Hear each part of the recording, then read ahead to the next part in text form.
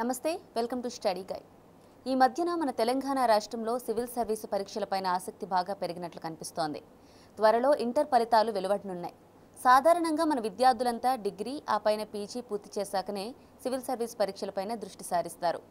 అది మంచిది కాదని అంటున్నారు లక్ష్మారెడ్డి గారు. డిగ్రీతో పాటే సమాంతరంగానే పోటీ పరీక్షలకు సన్నద్ధం అవ్వాలని, లేకుండా మరో 5 ఏళ్లు వేచి చూస్తే నేటి పోటీ ప్రపంచంలో విజయం సాధించడం చాలా కష్టమని అంటున్నారు లక్ష్మారెడ్డి గారు. సివిల్ సర్వీస్ పరీక్షల్లో ఆల్ ఇండియా 500 ర్యాంక్స్ పొంది ప్రతిష్టాత్మక ఇండియన్ రైల్వే ట్రాఫిక్ సర్వీస్కు ఎంపికయ్యారు.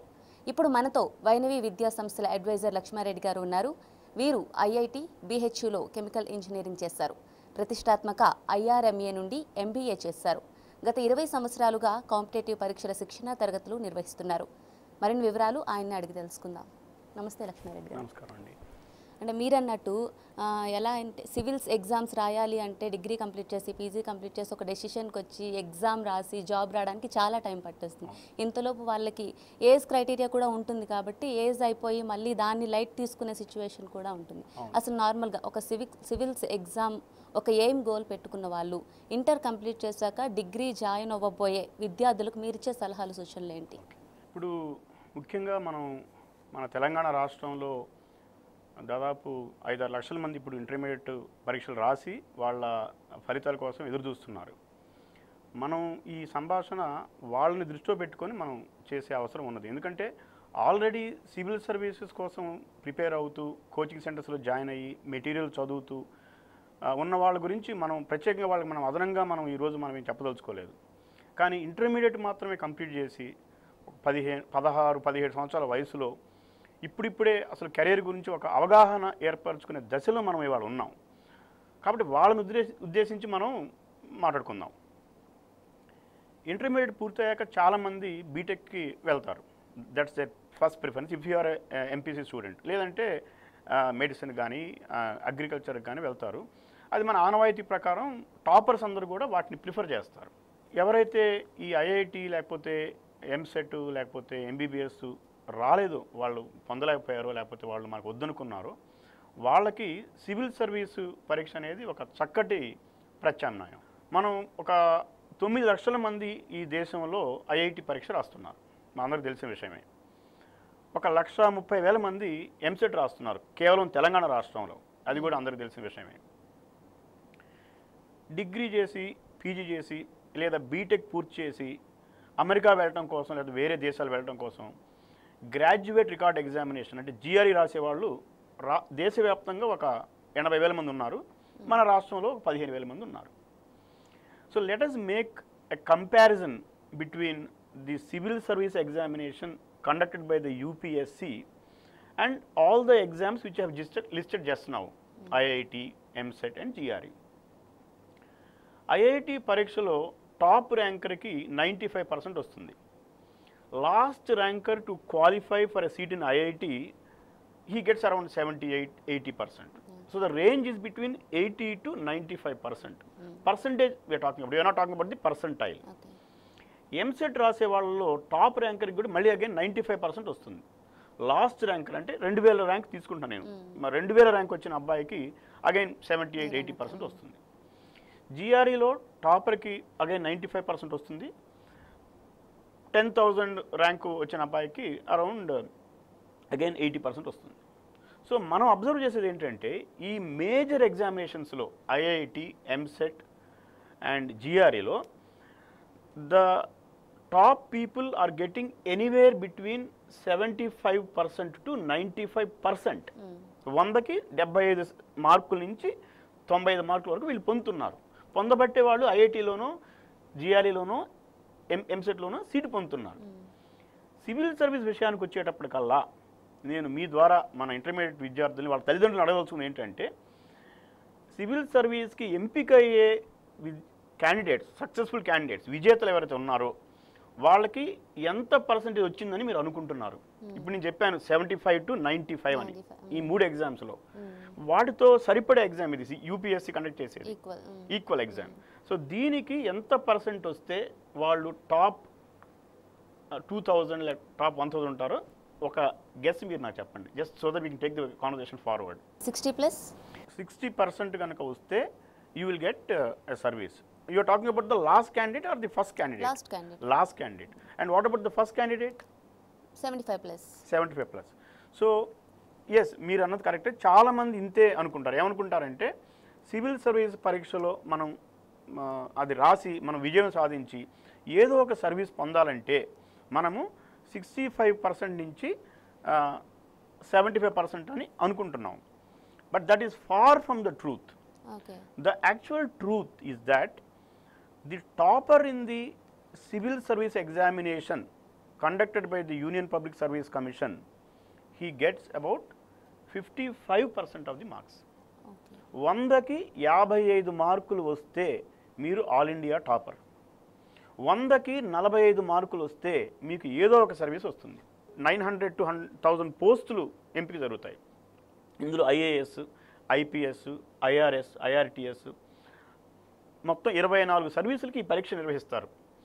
చాలామంది దీన్ని ఐఏఎస్ పరీక్ష అంటారు.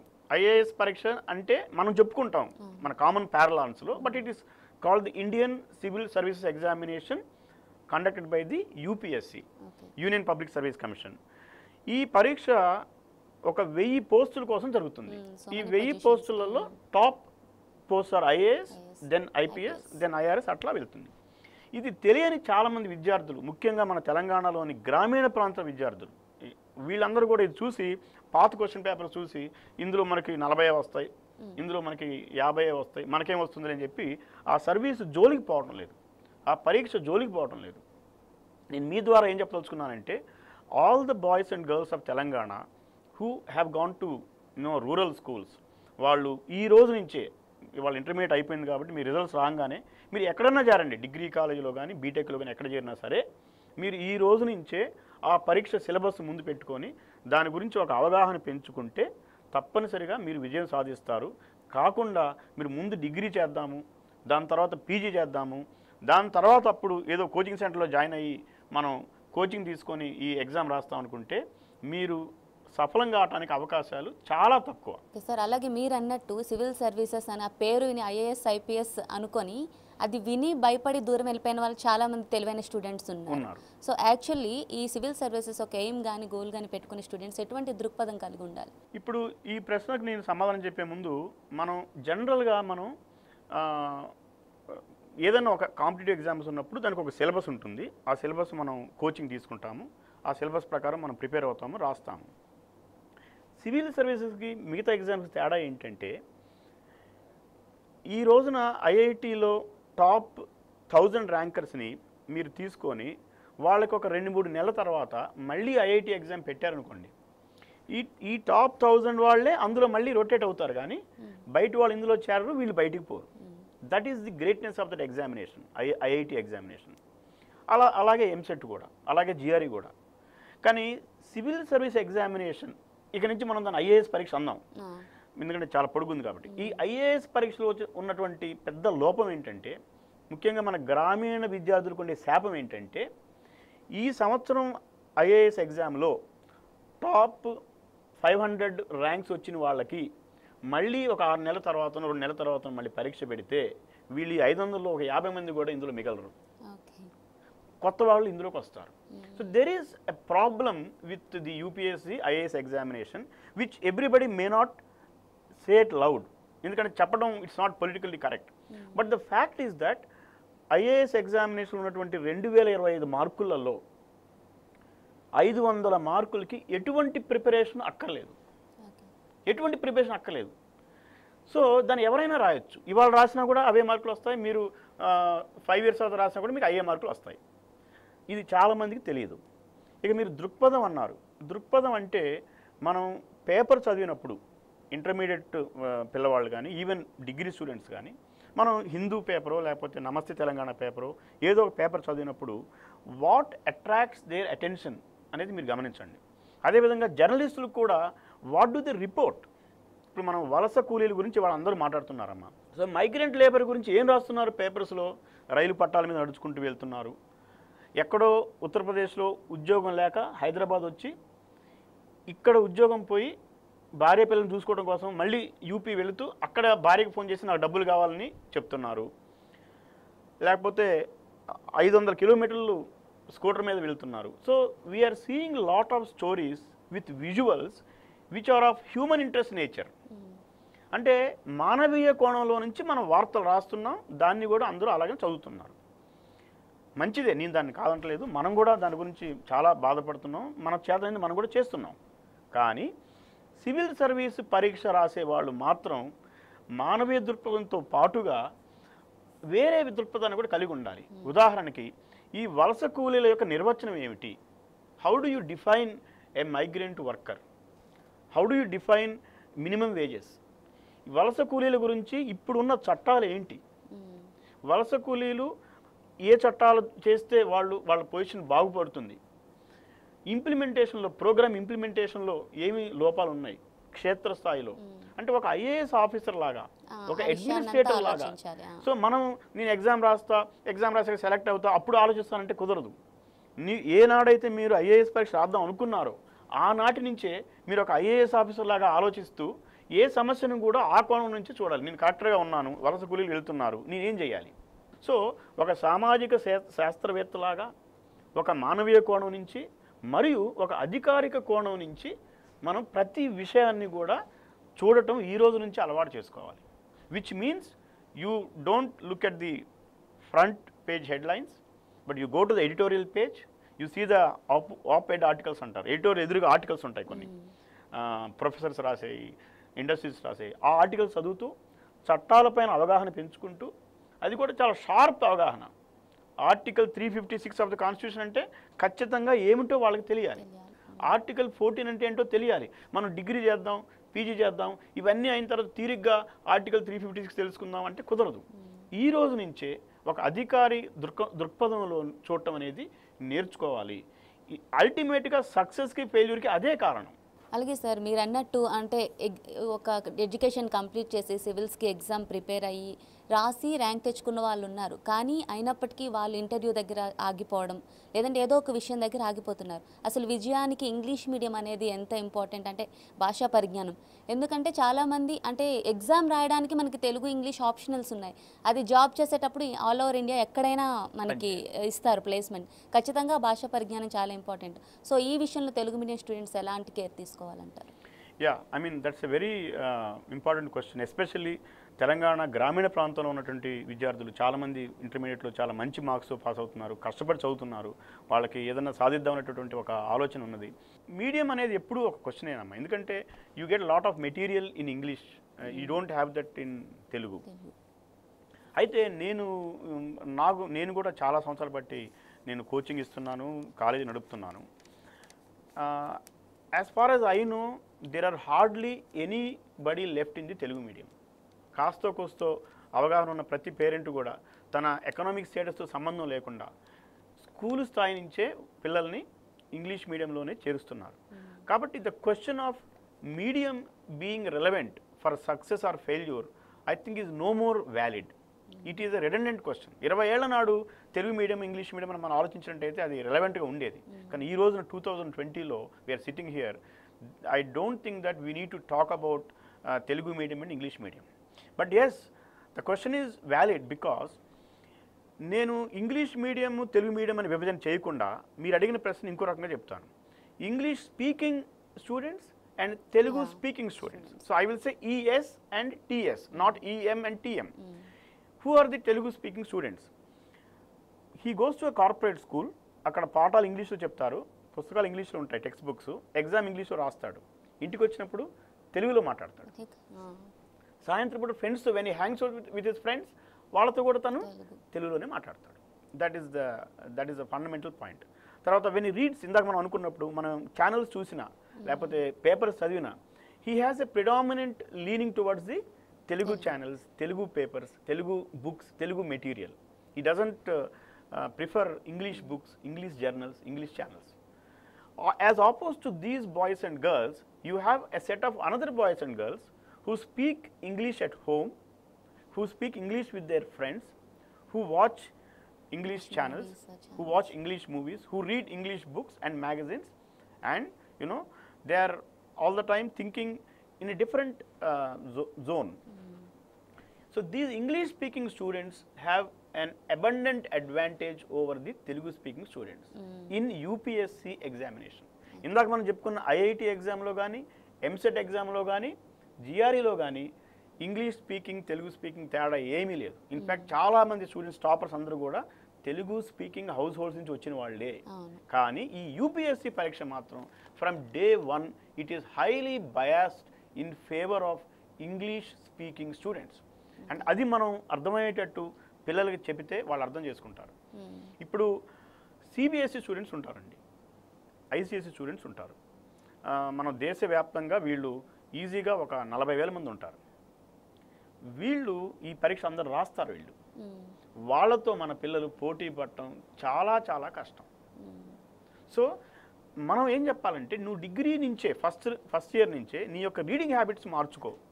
నువ్వు ఇంగ్లీష్ న్యూస్ పేపర్స్ చదువు, ఇంగ్లీష్ బుక్స్ చదవటం అలవాటు చేసుకో. వీలైనంత మటుకు ఇంట్లో కుదరకపోయినా నీ ఫ్రెండ్స్ తోటి ఇంగ్లీష్లో మాట్లాడటం ప్రాక్టీస్ చేసుకో. You hang around with those boys and girls who speak English. Then your success in this examination will be improved vastly. ప్రతిభావంతులైన విద్యార్థులు వాళ్ళందరికీ చెప్పాల్సింది ఏంటంటే మీరు ఈ రోజు నుంచే మీరు ఎక్కడన్నా చేరండి, ఏ కోర్సులోనే చేరండి, కానీ ఎప్పటికైనా సివిల్ సర్వీసు ఐఏఎస్ పరీక్ష రాసే ఉద్దేశం మీకు ఉంటే మీరు తప్పనిసరిగా ఈ రోజు నుంచే ఇంగ్లీష్లో మాట్లాడటం, ఇంగ్లీష్ చదవటం అనేది మీరు అలవాటు చేసుకోండి. అలాగే చాలా మందికి ఆప్షనల్స్ విషయంలో కూడా ఒక కన్ఫ్యూజన్ ఉంటుంది. సో దాని గురించి మీరు వివరించండి, ఏ ఆప్షనల్ తీసుకుంటే బాగుంటుంది? ఇప్పుడు నేను దీనికి సమాధానం చెప్పానంటే కొంతమందికి బాధ కలుగుతుంది. ఎవరికి బాధ కలుగుతుందంటే ఇప్పుడు నేను ఒక కోచింగ్ సెంటర్ పెట్టుకున్నాను, అందులో సోషియాలజీ నేను కోచింగ్ ఇస్తున్నా. సో నేను ప్రతి ఒక్కళ్ళకి కూడా సోషియాలజీ తీసుకోమని చెప్తా. అయితే నేను ఒక కాలేజీ నడుపుతున్నాను, ఆ కాలేజీలో నా దగ్గర జాగ్రఫీ ఆప్షన్ ఉన్నది.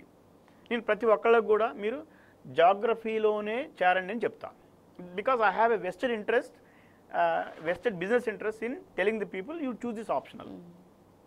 కానీ UPSC union public service commission 2016 వాళ్ళు యాన్యువల్ రిపోర్ట్ వాళ్ళు పబ్లిష్ చేశారు. ఆ రిపోర్ట్ చూస్తే కనుక ఆ రిపోర్ట్లో జాగ్రఫీ స్టూడెంట్స్ ఓన్లీ 5% సక్సెస్ అయ్యారు, సోషియాలజీ స్టూడెంట్స్ ఓన్లీ 6% సక్సెస్ అయ్యారు, కానీ కామర్స్ స్టూడెంట్స్ 14% సక్సెస్ అయ్యారు, బిజినెస్ మేనేజ్మెంట్ స్టూడెంట్స్ 15% సక్సెస్ అయ్యారు. చాలామంది స్టూడెంట్స్ ఏం చేస్తారు, బిజినెస్ మేనేజ్మెంట్తో ఈ పరీక్ష రాస్తే, లేదా కామర్స్తో ఈ పరీక్ష రాస్తే, లేదా లాతో ఈ పరీక్ష రాస్తే మాకు అవకాశాలు తక్కువ, అందరూ జాగ్రఫీతో రాస్తున్నారు, అందరూ సోషియాలజీతో రాస్తున్నారు, అందరూ సైకాలజీతో రాస్తున్నారు అని చెప్పి గుంపులో పడి వాడు రాయటం అనేది మనం చూస్తున్నాం. 2 ప్రాబ్లమ్స్ ఉన్నాయి దీనివల్ల. నెంబర్ 1, సక్సెస్ రేట్ మనం ఇందాక అనుకున్నట్టు తక్కువ. నెంబర్ 2, ఏ కారణం చేతనైనా దురదృష్టవశాత్తు మనం ఎంపిక కాకపోతే, because 5 lakh people are writing this examination for 900 to 1000 posts. So obviously somebody wins, lot people lose.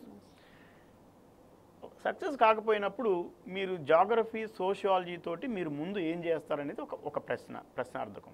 అదే మీరు మేనేజ్మెంట్ కానీ కామర్స్ కానీ మీరు డిగ్రీ చేసి దాంతోపాటే మీరు కనుక సివిల్ సర్వీసెస్ పరీక్ష రాశారనుకోండి, as with commerce optional or with management optional, తప్పనిసరిగా మనం wish them all the best. వాళ్ళకి రావాలని కోరుకుంటాము. కానీ ఏ కారణం చేతనైనా వాళ్ళు కనుక రాకపోతే అప్పుడు బ్యాంకింగ్లో, మ్యూచువల్ ఫండ్స్లో, ఇన్వెస్ట్మెంట్ కంపెనీస్లో, సో మెనీ ఆర్గనైజేషన్స్లో వీళ్ళు ముందుకెళ్ళొచ్చు.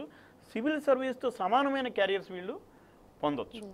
కాబట్టి I will not say you take commerce or management, because then again I'm going to commit the same mistake, because I'm running a commerce college, I have my business interest. మీకు ఏది బాగా నప్పుతుందో, ఏ subject చదివితే మీకు ఆహ్లాదంగా ఆనందంగా ఉంటుందో, ఏ subject చదవాలని మీరు పొద్దున లేవగానే ఉత్సాహంతో ఉంటారో ఆ సబ్జెక్ట్ మీరు చూస్ చేసుకోండి. కానీ ఎవరో చెప్పారని సోషియాలజీ జాగ్రఫీ అనేది తీసుకోవడం మంచిది కాదని నా అభిప్రాయం. Because there are 48 optional subjects. 48 optional సబ్జెక్ట్స్లో 22 భారతీయ భాషల్లో రాయొచ్చు. కొంకణి, సంతాలి, మైథిలి, డోగ్రి ఈ భాషలు ఉన్నాయని కూడా మనకు తెలియదు. ఈ భాషలలో సివిల్ సర్వీస్ పరీక్షలు రాసేవాళ్ళు ఉన్నారు చాలామంది. సో 22 భాషలు ఉన్నాయి, 25 సబ్జెక్ట్స్ ఉన్నాయి, sociology, psychology, public administration, English literature కూడా ఉంది. మొత్తం 48 సబ్జెక్ట్స్లో ఏదో ఒకదాన్నే మనం ఎంచుకోవాలి.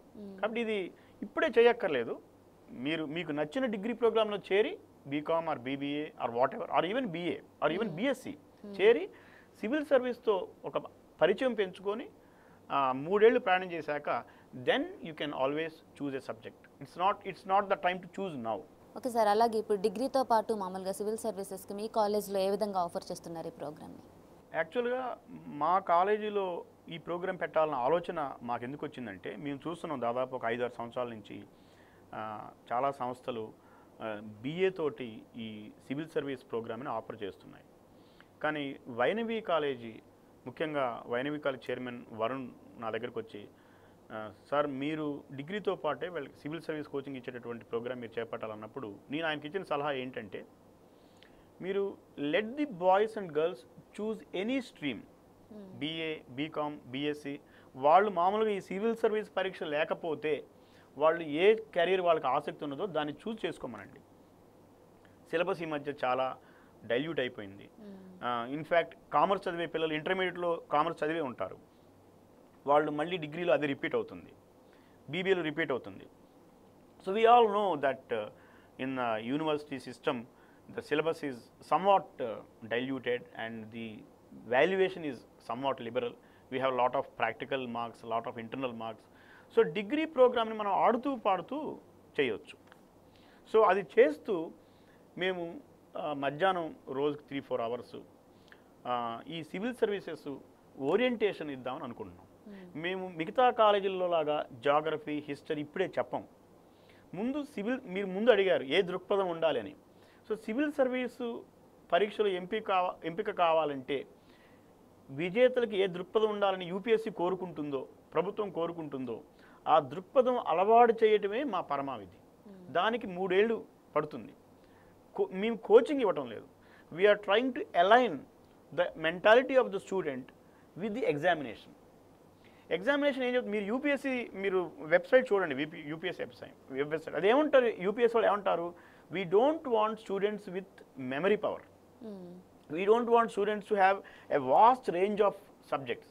ప్రపంచంలో అంతా వాళ్ళకి తెలిసి ఉండాలని మేము అనుకోము.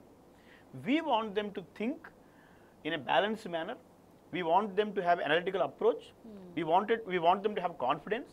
We want them to have integrity. We want them to have human values. We want them to have the proper attitude. So the entire exercise is to identify these boys and girls who are aligned with the civil service requirements. ఈ exams, theory paper, interview ఇవన్నీ కూడా only సాధనాలు మాత్రమే. సరైన క్యాండిడేట్ని ఎంచుకోవడానికి ఇవి సాధనాలు మాత్రమే.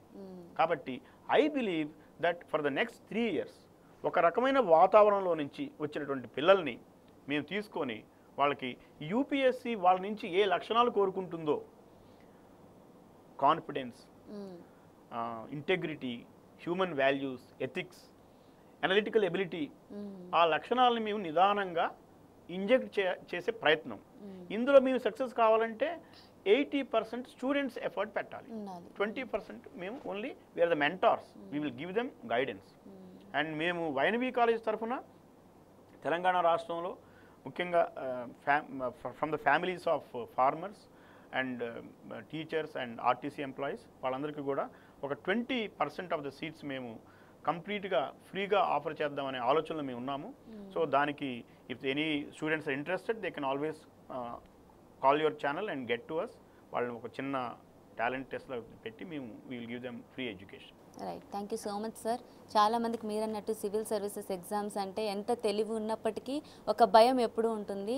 సో మీ వైనవి కాలేజ్ ద్వారా ఇలాంటి స్టూడెంట్స్ అందరినీ వెలికి తీసి చాలామందిని IAS, IPSలు చేయాలని మేము కూడా కోరుకుంటున్నాం. మీ టైం ఇంత వెచ్చించి సివిల్స్ ఎగ్జామ్స్కి ఏ విధంగా ప్రిపేర్ అవ్వాలో చాలా చక్కగా వివరించారు. ధన్యవాదాలు. Thank you madam, thank you so much. ఇది వాళ్ళ స్టడీ గైడ్. మరో ఎపిసోడ్లో మళ్ళీ కలుద్దాం. అంతవరకు సెలవు, నమస్తే.